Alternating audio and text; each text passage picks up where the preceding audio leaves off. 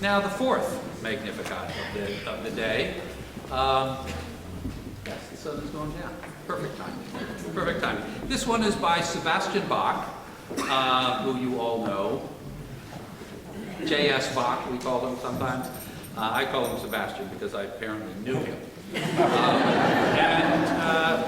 Sebastian Bach wrote this Magnificat. I'll give you the story. He wrote this one in the first year that he was hired at the St. Thomas Church to be the cantor of the school and to run the music in the churches in Leipzig.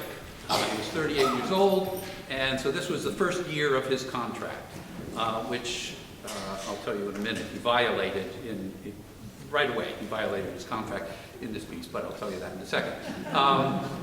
He wrote this Magnificat for the Christmas season.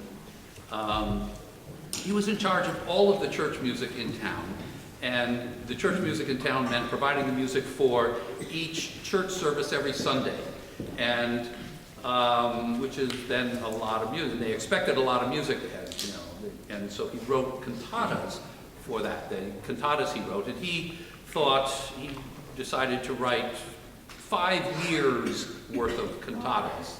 That's 250 or 260 or so, so that by then he could recycle them and nobody would know the difference, except him.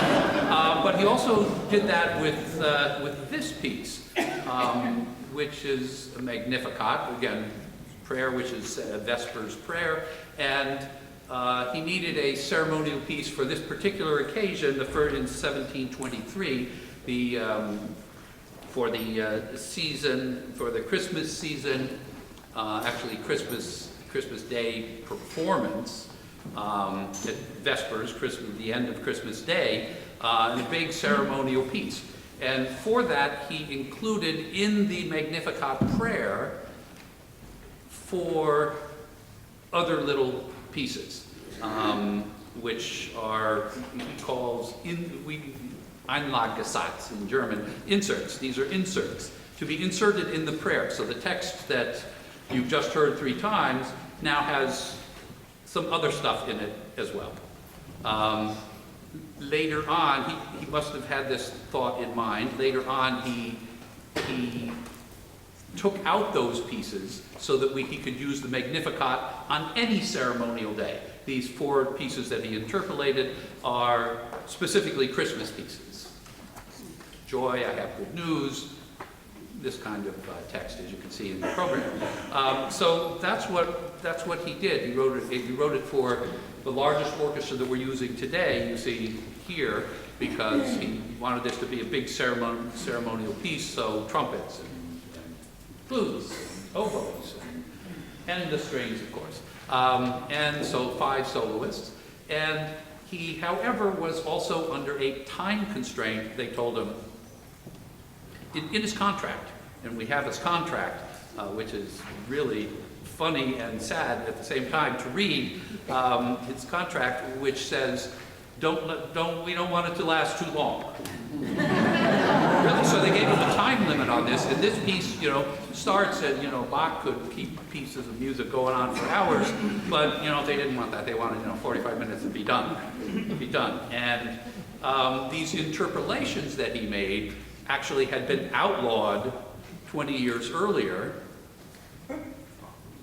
Okay, but he snuck them in anyway, because one of his predecessors had done the same thing, so he thought, okay, I can do this too. They outlawed it, sure, but nobody's paying attention.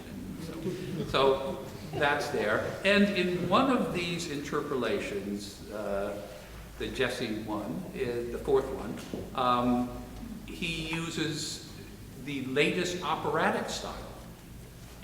And his contract also very specifically says, don't let it last too long, and none of that opera-style music.